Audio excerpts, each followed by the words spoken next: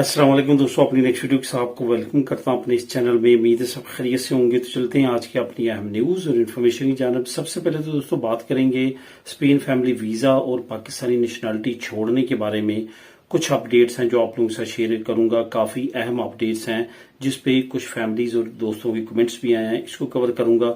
उसके बाद स्पेन में आबाद पाकिस्तानियों के लिए एक अच्छी खबर, इसको डिस्कस करूंगा। नादरा की तरफ से एक नई इतला आमा, कुछ अहम तब्दीली की गई है जो हमारे लिए काफी अहम है, इस पे बात करूंगा। और आखिर में बात करेंगे कि स्पेन के लिए एक और अच्छी खबर, स्पेन की नई अपडेट्स हैं जो आप लोगों के साथ शेयर करूंगा। तो दोस्तों वीडियो की डिटेल्स की तरफ जाने से पहले आपको बताता चलूं कि कौन कौन से लिंक्स हैं जो आपको नीचे डिस्क्रिप्शन में मिल जाएंगे, जिनको क्लिक करके आप खुद भी रीड कर सकेंगे। इसके साथ साथ तमाम दोस्तों से गुजारिश है कि लाजमी तौर पे चैनल को सब्सक्राइब करें ताकि मजीद आने वाली वीडियोस आप तक बर वक्त पहुंच सकें। तो दोस्तों कौन कौन से जो लिंक हैं वो आपको नीचे डिस्क्रिप्शन में मिलेंगे, जिनको आप क्लिक करके खुद भी रीड कर सकेंगे। जो पाकिस्तान में आबाद पाकिस्तानियों के लिए जो अच्छी खबर है, इसकी अपडेट्स काफी ज्यादा जो है वो हाइप क्रिएट किए हुए है कुछ दिनों से, खासतौर पर स्पेन में। इसको कवर करूंगा। उसके बाद नादरा की तरफ से जो नई इतलाए आमा है, इसमें जो तब्दीली आई है, इसका लिंक आपको मिल जाएगा। उसके बाद स्पेन के लिए जो एक अच्छी खबर है, इसका लिंक आपको नीचे डिस्क्रिप्शन में मिल जाएगा। इन लिंक्स को खुद भी आप क्लिक करके रीड कर सकेंगे। तो दोस्तों स्पेन फैमिली वीजा और पाकिस्तानी नेशनलिटी छोड़ने के बारे में कुछ अहम अपडेट हैं जो आप लोगों के साथ शेयर करना चाहूंगा। काफी अहम अपडेट हैं। इस पे कुछ ईमेल मुझे रिसीव हुई हैं और खास तौर पे एक फैमिली की तरफ से जो ईमेल रिसीव हुई है उस पर मैं खास तौर पे बात करूंगा। काफी ज्यादा वो परेशान है। असल में एक चीज आपने जहन में रखनी है, जब आप स्पेन की नेशनलिटी को छोड़ देते हैं, जब आप जो है पुक कार्ड ले लेते हैं और स्पेन की नेशनलिटी के बाद पाकिस्तान की नेशनलिटी को छोड़ देते हैं, तो उसके बाद आपके लिए कौन सी चीजें जो है वो अंडरस्टैंड करना बहुत ज्यादा जरूरी है, वरना आप कंफ्यूजन में रहेंगे, आप जो है परेशान रहेंगे। एक चीज आपने जहन में रखनी है कि नेशनलिटी पाकिस्तान की छोड़ने से पहले और स्पेन की नेशनलिटी लेने के बाद कि जो सारे मामलात आपने किए हैं या आप करने जा रहे हैं, ये याद रखें कि वो आपने अपने स्पेन के पासपोर्ट और स्पेन की धनी पे करने हैं। ऐसी गलती बिल्कुल नहीं करनी कि आप जो है वो मामला जो है वो पाकिस्तानी आईडी कार्ड या इस तरह की दूसरी एक्टिव, इवन आपने अगर पाकिस्तान की नेशनलिटी और वहां का जो आईडी कार्ड है वो अभी तक सरेंडर नहीं किया, तब भी आपने जो है वो स्पेन की ही नेशनलिटी के तमाम डॉक्यूमेंट जो है वो इस्तेमाल करने हैं। पासपोर्ट जो है वो इंटरनेशनल आइडेंटिटी होती है, उसको इस्तेमाल करना है। धनी जो है वो आपका नेशनल आईडी कार्ड है जो स्पेन का है, तो इन्हीं को आपने यूज करना है। जिनसे ये मिस्टेक हो चुकी है वो बहुत ज्यादा प्रॉब्लम में जा सकते हैं वेरिफिकेशन में और तमाम चीजों में, और उनकी नेशनलिटी को जो है इस वजह से खतरा भी लाहक हो सकता है। इस वजह से बहुत ज्यादा केयरफुली आपने ये मामला करने हैं।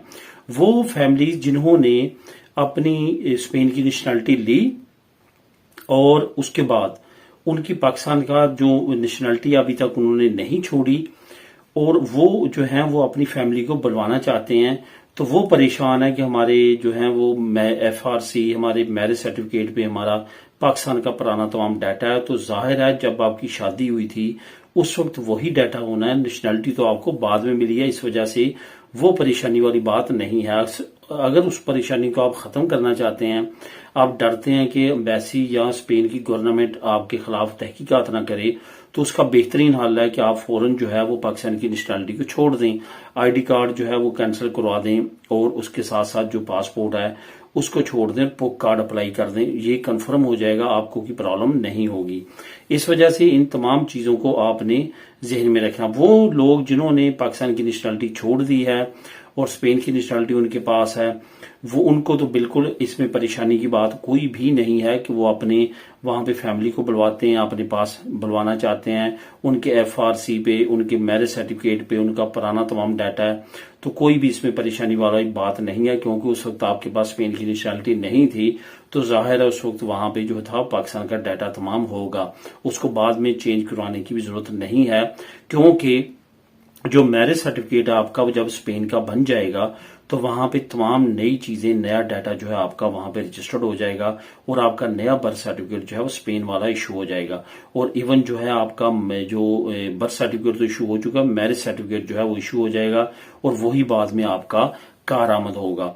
यहाँ पे जो मिस्टेकली मैं कह चुका हूं कि बर्थ सर्टिफिकेट, वो मैं मैरिज सर्टिफिकेट कह रहा था, तो इस वजह से ये आपने अंडरस्टैंड कर लेना है। क्योंकि एक चीज और मैं आपको बताता चलूं, क्योंकि मुख्तलिफ औकात में मुख्तलिफ दोस्तों के कमेंट्स आते हैं और वो आपस में इतनी ज्यादा मर्ज होते हैं, उनकी जो वो बताना चाहते हैं या कहना चाहते हैं, तो बताने में भी कई मरतबा वो मिक्सअप हो जाता है। एक चीज और मेरे जहन में आई है, जो कि एक दो दोस्तों ने कमेंट किया है, जो कि लेट हो चुके हैं। जब आपको स्पेन की नेशनलिटी मिलती है और अगर तो आपकी फैमिली इधर है या आपकी फैमिली जो है आपके होम कंट्री में है, तो एक कोशिश फौरन करें। फौरन जो पहला काम आपका करने का है वो ये है कि आपने फौरन अपना एमआरसी जो है वो अप्लाई यहां पे कर देना है। यानी कि मैरिज रजिस्ट्रेशन सर्टिफिकेट जो स्पेन वाला है वो आपने लाजमी तौर पे फौरन अप्लाई कर देना, ताकि उसका टाइम पीरियड स्टार्ट हो जाए। तो यहाँ पे वो ये होगा कि आपकी स्पेन नेशनलिटी के बाद जितनी जल्दी वो आपके हाथ में आएगा, उतना ज्यादा आपका फैमिली का प्रोसेस जो है वो स्ट्रांग हो जाएगा, उतनी ज्यादा वेरिफिकेशंस कम होना शुरू हो जाएगी। कुछ दोस्त हैं जिन्होंने 2-2 साल हो चुके हैं, 3-3 साल हो चुके हैं, उनको नेशनलिटी मिले, लेकिन अभी तक उन्होंने मैरिज सर्टिफिकेट अप्लाई नहीं किया। ये काफी अहम काम है जो कि लाजमी तौर पर आपको जल्द से जल्द अप्लाई करना चाहिए। अब दोस्तों बात करते हैं कि स्पेन में बाद पाकिस्तानियों के लिए एक अच्छी खबर है, जो कि पीआईए के हिसाब से है। पीआईए की नवंबर में बहुत ज्यादा चांसेस हैं कि पीआईए जो है वो अपनी सर्विसेज जो हैं वो स्पेन के लिए स्टार्ट कर देगी। आपको पता है कि पेरिस के लिए और बाकी यूरोपियन कंट्रीज के लिए ऑलरेडी जो पीआईए अपनी सर्विसेज स्टार्ट कर चुकी है और इंशाल्लाह ताला बहुत ज्यादा चांसेस हैं, बहुत ज्यादा एक्सपेक्टेड टाइम है कि नवंबर में जो पीआईए है वो बार्सिलोना के लिए और मैड्रिड के लिए भी सर्विसेज शुरू कर देगा। जो बहुत ज्यादा चांसेस हैं वो बार्सिलोना के लिए हैं कि पहले पीआईए जो है वो अपनी सर्विसेज बार्सिलोना के लिए स्टार्ट करेगा। मुझे पता है कि बहुत सारे दोस्त वीडियो के नीचे कमेंट करेंगे कि बीआईए की सर्विस ऐसी है, पीआईए की सर्विस वैसी है, तो अच्छा है ना स्टार्ट हो, या इस तरह के मुख्तलिफ कमेंट्स आते हैं। जो पहले भी मैं वीडियो बनाता था तो इस तरह के बेशुमार कमेंट आते थे।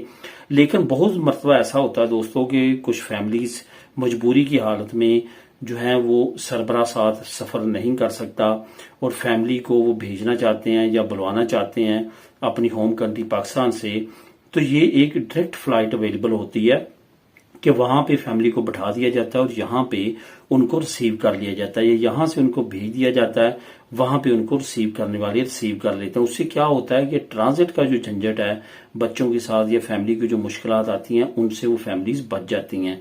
बिलाशुबा इनकी सर्विस जो है वो बहुत अच्छी नहीं है, लेकिन ये एक एज है और ये एक एडवांटेज है। इसके साथ साथ खुदा न खास्ता ओवरसीज पाकिस्तानियों की जो मैयत वगैरह भेजनी होती है उसमें बहुत ज्यादा सहूलत पीआईए प्रोवाइड करता है।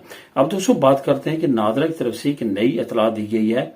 ये जो इतला है आज से 2 दिन पहले अपडेट की गई है। बेशुमार दोस्तों को मसले मसाइल हैं नीकॉप अप्लाई करने के लिए, पुक कार्ड अप्लाई करने के लिए, बाकी मामला जो नादरा की वेबसाइट्स पे हैं, सर्टिफिकेट्स वगैरह, एफआरसी और मैरिज सर्टिफिकेट वगैरह डाउनलोड के, तो इस तरह की तमाम मामला जो हैं आपका जो रियल टाइम ऐप में प्रॉब्लम आ रही थी उसको हल किया है नादरा ने और नई अपडेट लेके आए हैं अपनी ऐप में। आपको ऐप को अपडेट किया है जिसके बाद आपके जो काफी मसले मसाइल थे नादरा के साथ वो हल हो जाएंगे। अब आपने करना क्या है, आपने ये करना है कि नादरा की जो ऐप आपने अपने मोबाइल में डाउनलोड की हुई है उसको आपने एक मरतबा जाके डिलीट कर देना है और प्ले स्टोर पे जाके नादरा की ऐप जो है वो दोबारा से आप डाउनलोड कर लें। उसको अपडेट भी कर सकते हैं, मुझे पता है उसको रिफ्रेश भी कर सकते हैं, लेकिन मैं रिकमेंड करूंगा आपको कि आपने उसको डिलीट कर देना है और प्ले स्टोर पे जाके या एप्पल स्टोर पे जाके, ये डिपेंड करता है आपके पास मोबाइल कौन सा है,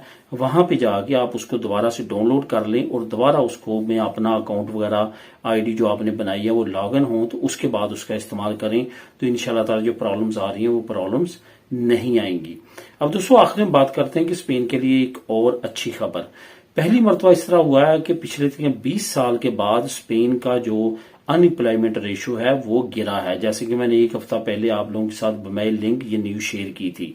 अब यूरोपीय यूनियन ने भी इसकी तस्दीक कर दिया, क्योंकि अपोजिशंस कह रही थी कि ये तमाम का तमाम जो है वो लफ्जों का और हिंसों का हेर फेर है जो हुकूमत अवाम को बेवकूफ बनाने के लिए इस्तेमाल कर रही है। लेकिन इंटरनेशनल इंडेक्स जो कि IMF जो इंटरनेशनल मिनोरिटी फंड है वो तमाम चीजें जो हैं वो भी चेक करते हैं। इसके साथ साथ जो यूरोपीय यूनियन की फाइनेंशियल टीम है उन्होंने भी इसकी तस्दीक की है कि जो स्पेन है इसका इस वक्त अनएम्प्लॉयमेंट रेशो पिछले 20 सालों में सबसे कम है और इंतहाई अहम इकोनॉमिकल ग्रोथ जो है वो इस वक्त स्पेन में हो रही है। इसकी मजीद डिटेल आप नीचे लिंक को क्लिक करके खुद भी रीड कर सकते हैं। मिले नेक्स्ट वीडियो में नई अपडेट्स के साथ। अल्लाह हाफिज।